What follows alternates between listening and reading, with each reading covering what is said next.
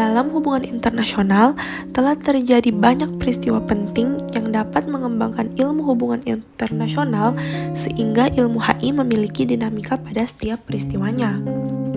Seperti contohnya perspektif liberalisme, realisme, dan marxisme. Perspektif tersebut tercipta karena muncul perbedaan pendapat dan cara pandang akan hubungan internasional. Namun, terdapat teori dalam hubungan internasional yang bertugas atau lahir untuk mengkritis dan membantah berbagai perspektif yang telah ada. Teori ini bisa disebut sebagai teori kritis atau Frankfurt School. Teori kritis ini bisa dibilang teori yang terinspirasi dari perspektif Marxisme. Teori kritis merupakan teori yang relatif yang baru lahir pada akhir tahun 70-an hingga awal tahun 80-an. Teori kritis memiliki 4 asumsi dasar. Asumsi yang pertama, yakni teori kritis mengkritisi permasalahan kaum positivis dengan menyatakan bahwa pengetahuan tidak datang begitu saja dari keterlibatan suatu objek dengan realitas objektif. Namun, pengetahuan sebenarnya hadir dan mencerminkan sebuah tujuan sosial dan kepentingan. Asumsi yang kedua, yakni teori kritis mengkritisi dan menentang klaim empiris mengenai dunia sosial yang berasumsi bahwa struktur yang ada tidak berubah. Asumsi ketiga, yakni teori kritis menolak adanya kelas-kelas. Asumsi yang ketiga ini bisa dibilang terinspirasi dari perspektif sebelumnya, yakni Marxisme.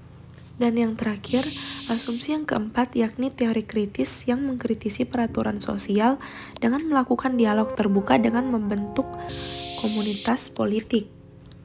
Teori kritis ini menuntut setiap individu untuk selalu bersikap kritis dan selalu mempertanyakan kembali akan kebenaran suatu isu, fenomena, dan sebagainya. Dalam teori kritis, terdapat istilah yang biasa disebut dengan imanen kritik. Imanen kritik ini merupakan sifat keingintahuan yang ada pada suatu individu. Adanya sifat tersebut diharapkan suatu individu dapat membebaskan diri tiap individu dari ketidaktahuan, bahkan membenarkan sesuatu yang salah, sehingga dapat menuju kepada sesuatu yang benar.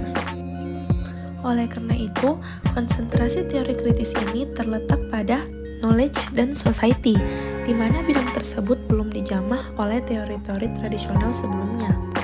Jadi, teori kritis ini membawa perubahan besar terhadap studi hubungan internasional. Teori ini berusaha untuk membebaskan pikiran setiap individu untuk selalu mempertanyakan kebenaran dari suatu hal yang dikatakan mutlak kebenarannya. Dalam hubungan internasional, teori kritis ini berusaha membebaskan pola pikir para penstudi hubungan internasional dari keterikatan teori tradisional. Sekian dari saya, terima kasih. Assalamualaikum warahmatullahi wabarakatuh.